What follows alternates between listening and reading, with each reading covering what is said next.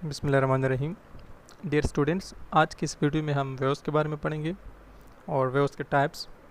लेकिन इससे सबसे पहले आपने अगर हमारे चैनल को सब्सक्राइब नहीं किया है तो काइंडली चैनल को सब्सक्राइब करें और बेल आइकन को प्रेस करें ताकि हमारे नए जितने भी वीडियोस हो गए तो उसके बारे में आप अपडेट हो सकें। वेव्स क्या हैं? Waves is traveling disturbance which carries energy from one place to another without the actual movement of matter। वो क्या है? ट्रेवलिंग डिस्टर्बेंस, यानी डिस्टर्बेंस की वजह से क्रिएट होता है which carries energy from one place to another, जो कि क्या करते हैं? एनर्जी को एक प्लेस से दूसरे प्लेस ट्रांसफ़र करते हैं without the actual moment of matter. वो ट्रेवलिंग डिस्टर्बेंस है जो कि एनर्जी को एक जगह से दूसरी जगह ले जाते हैं without the actual moment of the matter. Matter के मूवमेंट के बिना। एग्जांपल आप कुछ यूँ भी ले सकते हैं, जैसे कि कोई बंदा किसी को ऑर्डर करे, वो बंदा इटसेल्फ तो ना जाए लेकिन वो चीज़ एक जगह से दूसरी जगह भेज दें।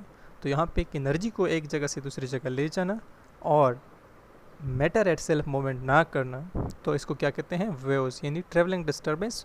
डिस्टर्बेंस इसलिए कहते हैं कि डिस्टर्बेंस यानी वाइब्रेशन की वजह से वेव जनरेट होते हैं, क्रिएट होते हैं, और जो कि एनर्जी को एक जगह से दूसरी जगह ले जाते हैं और without the actual moment of matter.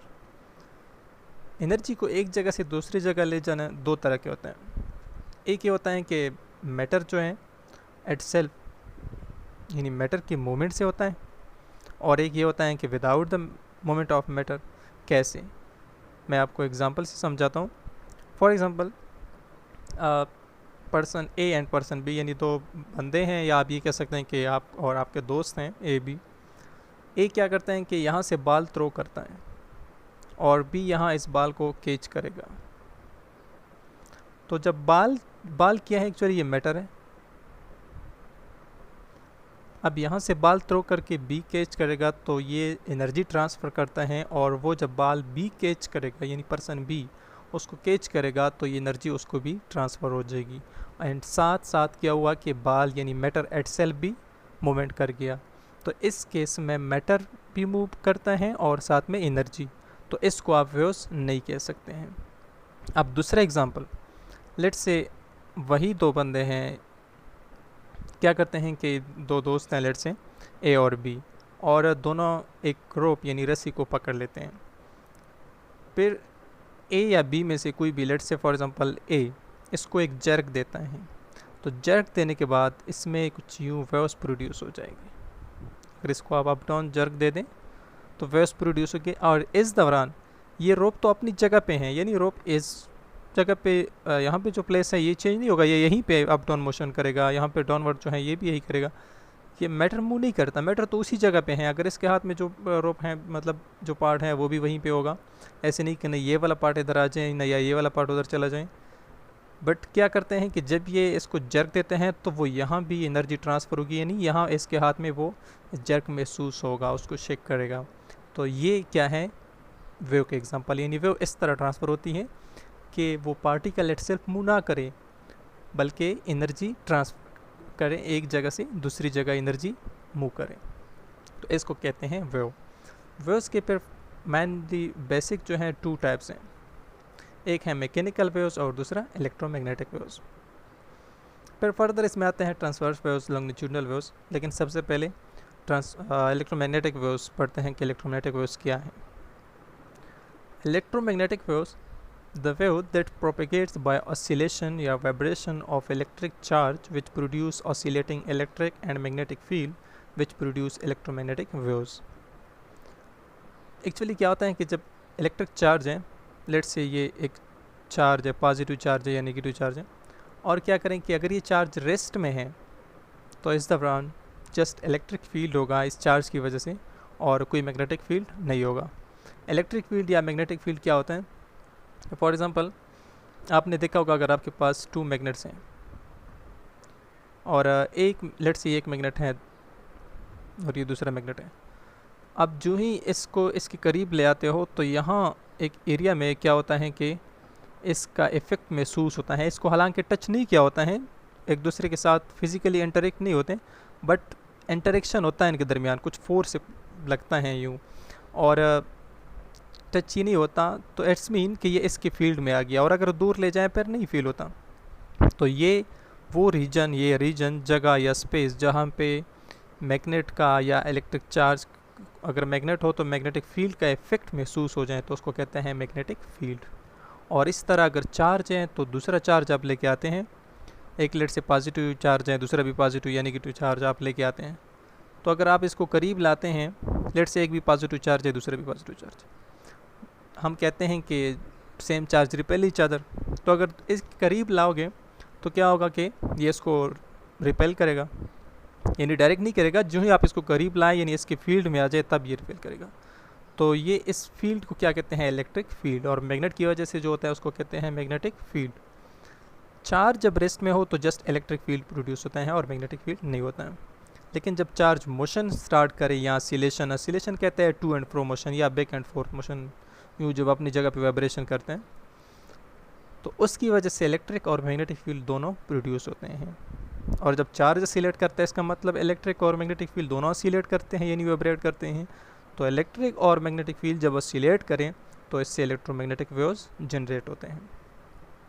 और इलेक्ट्रोमैग्नेटिक वेव्स जो हैं इसके लिए कोई मीडियम की ज़रूरत नहीं होती। मीडियम का मतलब यहाँ पे ये है कि इसको कैरी करना, एक जगह से दूसरी जगह ले जाने के लिए जो रिक्वायर होता है, मतलब इस जिसके थ्रू जा सके। फॉर एग्जांपल आप एक गाड़ी में जाते हैं तो वो गाड़ी आपकी क्या है, एक मीडियम है जिसके ज़रिए आप जाते हैं। अगर गाड़ी फॉर एग्जांपल एक कंट्री से दूसरी कंट्री जाता है एक बंदा, तो बाय एरोप्लेन जाते हैं, और अगर जहाज़ नहीं हो तो आप नहीं जा सकते।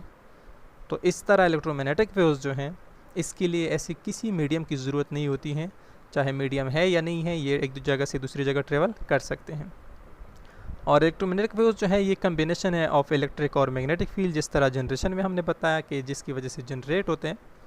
और इसका जो मैग्नीट्यूड है वो भी वेरी यानी चेंज होता रहता है, और डायरेक्शन एक दूसरे का जो होता है वो राइट एंगल होता है। राइट एंगल का मतलब यहाँ पे ये है, मैं एक एग्जांपल से आपको एक डायग्राम से बताता हूँ।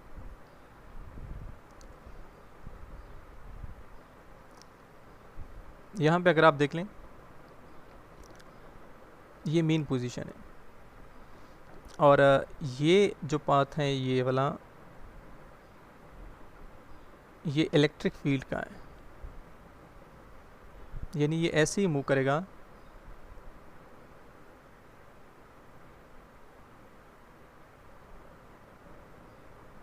And so on. और ये जो है ये मेन पोजीशन है। तो फॉर एग्जांपल यहाँ से ये रहा मेन पोजीशन यानी इक्विलिब्रियम पोजीशन जहाँ पे वो चार्ज वाइब्रेट करता है। और दूसरा ये यहाँ पे जो रेड शो किया गया है ये डार्क रेड, ये क्या है, ये मैग्नेटिक फील्ड है, ये मैग्नेटिक फील्ड और ये इलेक्ट्रिक फील्ड। अब अगर आप देखें तो इन दोनों के दरमियान जो एंगल है, यानी यहाँ पे अगर आप देख लें या यहाँ पे देख लें तो वो एंगल 90 एंगल है। राइट एंगल का मतलब है 90 एंगल। जो मैग्नेटिक फील्ड है वो कुछ यूँ है इसके,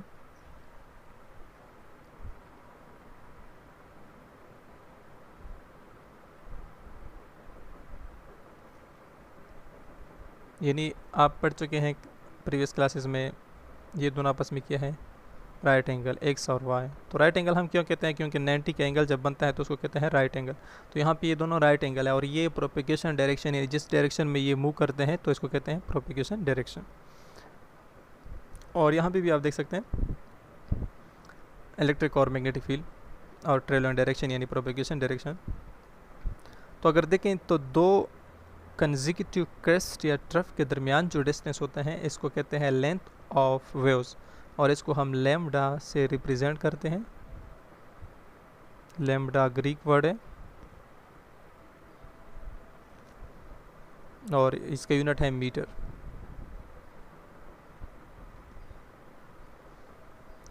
और इसी तरह फिर अगर आप इस केस में देखें तो यहाँ से यहाँ तक भी एक लैम्बडा यानी वेवलेंथ है, और फिर यहाँ से नेक्स्ट यहाँ तक ये दूसरा वेवलेंथ हो जाएगा। या यहाँ पे एक और डायग्राम है, यहाँ पे जो वेरी हमने कहा था कि यहाँ पे अगर आप देख लें the field vary in magnitude and are directed at right angle, यानी मैग्नीट्यूड वेरी चेंज होता है और डायरेक्शन जो है राइट एंगल है यानी 90 डिग्री है। तो यहाँ पे देख लें, यहाँ पे मैग्नीट्यूड देखें, यहाँ देखें, यहाँ देखें, एम्पलीट्यूड वैरी करता है, वैरी हो गया, फिर नेक्स्ट हाफ साइकिल ये हो गया, फिर एंड सो ऑन। तो इसका डायरेक्शन कुछ यूँ है। और दूसरा ये, यानी मैग्नेटिक फील्ड आप कह सकते हैं, ये ज़रूरी नहीं कि आप इलेक्ट्रिक फील्ड इस डायरेक्शन में करें या मैग्नेटिक फील्ड इस डायरेक्शन में करें, कोई भी कर सकते हैं, बट एक दूसरे का जो डायरेक्शन होता है वो 90 डिग्री होना चाहिए आपस में, यानी आपस में जो एंगल है वो 90 डिग्री का होना चाहिए। और दूसरा कुछ फिर यूँ इस टाइप का है, ये देखिए ये मैग्नेटिक फील्ड है, यहाँ पे फिर नेक्स्ट हाफ साइकिल। तो यहाँ से लेकर एक मैक्सिमम पॉइंट्स यानी क्रेस्ट से लेकर दूसरे क्रेस्ट तक के डिस्टेंस को कहते हैं लैम्डा या वेवलेंथ। इसी तरह अगर यहाँ से हो जाए तो फिर नेक्स्ट यहाँ पे जो भी हाफ साइकिल बनेगा तो वहाँ तक हो जाएगा।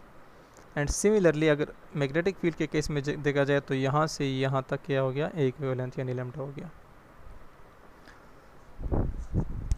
और ये एम्प्टी स्पेस में यानी विदाउट मीडियम, जैसे हमने कहा था वैक्यूम में भी प्रोपेगेट हो सकते हैं।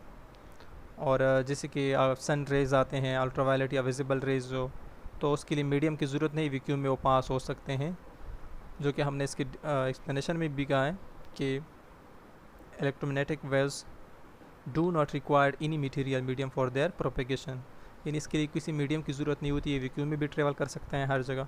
और इसका जो स्पीड है वो 3 मल्टीप्लाइड बाय 10 पावर 8 मीटर पर सेकंड स्पीड ऑफ लाइट के बराबर है। और एग्जांपल इसके हैं लाइट वेव्स, लाइट में विजिबल भी आते हैं, और अल्ट्रावायलेट यानी जिसको हम देख नहीं सकते, इंफ्रारेड रेज भी हो सकते हैं। रेडियो वेव्स, रेडियो वेव्स में जो कम्युनिकेशन के लिए यूज़ किया जाता है, जैसे मोबाइल सिग्नल्स वगैरह हो गए या टीवी रेडियो के जो सिग्नल वगैरह होते हैं वो रेडियो वेव्स में आते हैं। माइक्रोवेव यानी जो हीट के वेव्स होते हैं, और एक्सरेज एटसेट्रा, सारे इलेक्ट्रोमैग्नेटिक के एग्जांपल हैं। तो नेक्स्ट है मैकेनिकल वेव्स। मैकेनिकल और इलेक्ट्रोमैग्नेटिक में डिफरेंस है, वो ये है कि पहला डिफरेंस कि उसके लिए मीडियम की ज़रूरत नहीं है इलेक्ट्रोमैग्नेटिक के लिए, लेकिन मैकेनिकल के लिए मीडियम की ज़रूरत है। दूसरा यह है कि इलेक्ट्रोमैग्नेटिक वेव्स जो हैं वो स्पीड ऑफ लाइट से मूव करते हैं, और इसके स्पीड डिपेंड करते हैं मीडियम पे। और those waves which are produced due to the vibration oscillation of material particle are called mechanical waves। यानी फॉर एग्जांपल आपके पास कोई भी पार्टिकल हैं, लेट्स से कोई बर्तन या प्लेट, किसी भी चीज़ को अगर आप मारे तो उसकी आपने एनर्जी ट्रांसफ़र की दी, और उसकी वजह से वो जो मैटर है उसके एटम जो है वाइब्रेट होना शुरू कर देंगे, तो इससे जो वेव्स जनरेट होते हैं, प्रोपेगेट होते हैं, इसको कहते हैं मैकेनिकल वेव्स। लेकिन इसके लिए मीडियम की ज़रूरत होती है, और विदाउट मीडियम ये प्रोपेगेट नहीं हो सकते मैकेनिकल वेव्स जो हैं। और इसके एग्जांपल्स हैं साउंड वेव्स है, वाटर वेव्स वगैरह, ये सारे मैकेनिकल वेव्स के एग्जांपल्स हैं। जैसे हम कुछ बोलते हैं तो अगर वैक्यूम है तो हमारी आवाज़ नहीं सुनाई देगी, और अगर वैक्यूम नहीं है तो हमारी आवाज़ सुनाई दे सकते हैं। और मतलब डिपेंड करते हैं एयर पे भी, अगर वैक्यूम मीन्स जहाँ पे एयर, ये मैकेनिकल वेव्स ट्रांसफ़र होते हैं मीडियम के थ्रू। मीडियम हमारे इन्वायरमेंट में, इसके लिए जो मीडियम है वो है एयर, यानी एयर के मॉलिक्यूल्स की वजह से ये आगे पास होते हैं। अगर आपने देखा हो जब सन में या बाकी स्टार्स में बड़े बड़े एक्सप्लोजन होते हैं, तो जिसकी वजह से उसके साउंड हमें सुनाई नहीं देता, क्योंकि बीच में वैक्यूम है, और वैक्यूम में साउंड तो मैकेनिकल वेव्स हैं तो वो पास नहीं हो सकते, इस वजह से हम वो साउंड नहीं सुन सकते हैं। और इसकी मैकेनिकल वेव या कोई वेव्स की जो जनरल क्लासिफिकेशन है वो बेस करते हैं कुछ पॉइंट्स पे, यानी डायरेक्शन पे। और अगर हम एक दूसरे से डिफ्रेंशिएट करते हैं तो on the basis of direction या डिस्टर्बेंस और डिस्प्लेसमेंट। डायरेक्शन ऑफ डिस्टर्बेंस यानी किस डायरेक्शन में वो मूव करता है, और साथ में डिस्प्लेसमेंट। तो इन दोनों चीज़ों के बेस पे हम इसको फर्दर डिवाइड करते हैं ट्रांसवर्स वेव्स और लॉन्गिट्यूडनल वेव्स। अब ट्रांसवर्स वेव्स कौन से होते हैं?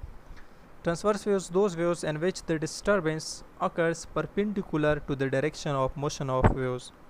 वो waves जिसमें disturbance perpendicular हो direction of motion of waves की। जैसे for example यहाँ पे अगर आप देख लें, ये एक फिक्स पॉइंट है, लेट्स यहाँ पे आपने एक रस्सी को अटैच किया, बांधा है। अब स्टार्ट में लेट्स से ये ऐसे है, अब इस पर्सन ने इस रस्सी को पकड़ा है और ये यहाँ पे फिक्स्ड है। क्या करते हैं कि इसको जर्क देता है, तो जर्क देता है, यहाँ पे वेव्स प्रोड्यूस होते हैं इसमें, यानी ऑसिलेशन स्टार्ट होता है, ऑसिलेशन। अब क्या है कि ये जो ऑसिलेशन स्टार्ट होता है तो ये इसका डायरेक्शन ये था और ऑसिलेशन का डायरेक्शन क्या है, यूँ, यानी इसका क्या हो गया, परपेंडिकुलर हो गया कि नहीं, ये परपेंडिकुलर हो गया। तो जिसमें वो वेव्स जिसमें डायरेक्शन ऑफ प्रोपेगेशन यानी प्रोपेगेशन का डायरेक्शन ये वाला है, डायरेक्शन ऑफ डिस्टर्बेंस जो डिस्टर्बेंस का डायरेक्शन ये इसका अपना मीडियम ये है, मीडियम के परपेंडिकुलर हो डायरेक्शन ऑफ डिस्टर्बेंस या प्रोपेगेशन, मीडियम ये था, इसका डायरेक्शन तो ये था। अब ये क्या है, इसका मोशन ये स्टार्ट हो गया तो इसके परपेंडिकुलर यानी 90 डिग्री का हो गया, तो इस टाइप के वेव्स को कहते हैं ट्रांसवर्स वेव्स। और इसमें भी कुछ टर्मिनोलॉजीज़ हैं। तो ये जो मीन पॉइंट होता है यानी जो सेंटर पॉइंट होता है, जो इनिशियल स्टार्ट वाला पॉइंट होता है, यहाँ से लेकर यहाँ तक के डिस्टेंस को एम्पलीट्यूड कहता है, जो मैक्सिमम डिस्प्लेसमेंट होता है वो आगे हम नेक्स्ट स्टोरी में पढ़ लेंगे। और ये इसको कहते हैं क्रेस्ट और इसको कहते हैं ट्रफ।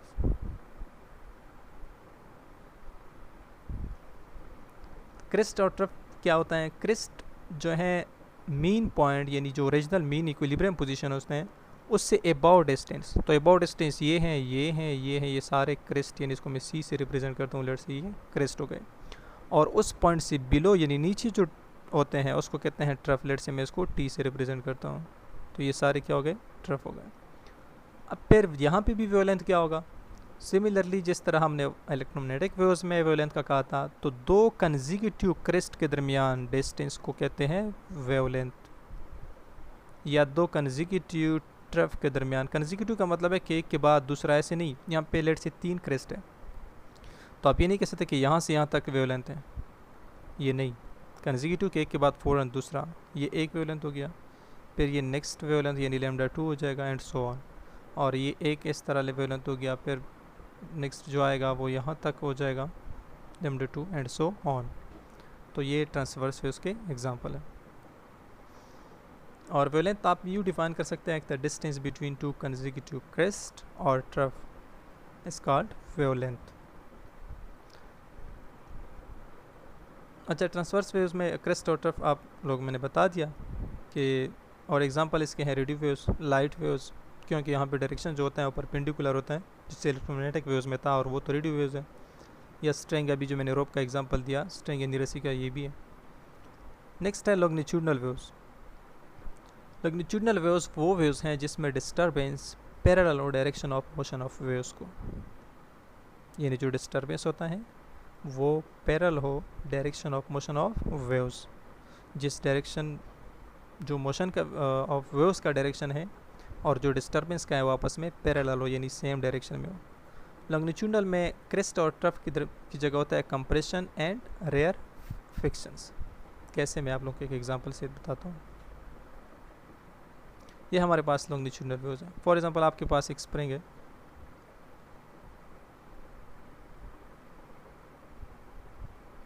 और यहाँ पे अटैच, आप क्या करते हैं कि इसको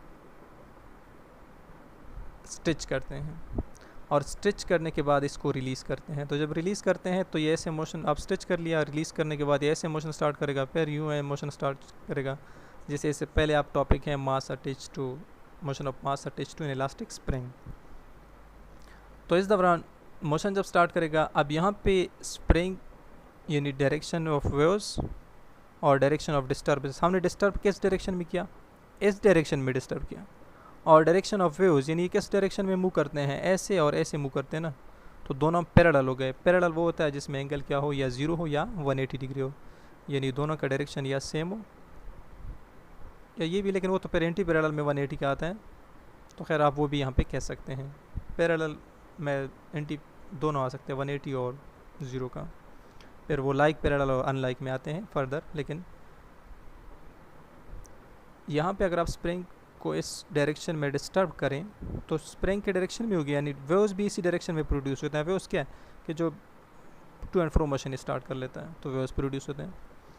अब दोनों का डायरेक्शन सेम है यानी पैरेलल है, तो इस वजह से इसको कहते हैं लॉन्गिट्यूडनल वेव्स। पर इस केस में तो जब स्प्रिंग तो अप डाउन ऐसे मोशन नहीं करता ना, तो ये क्रेस्ट और ट्रफ तो इसमें नहीं है।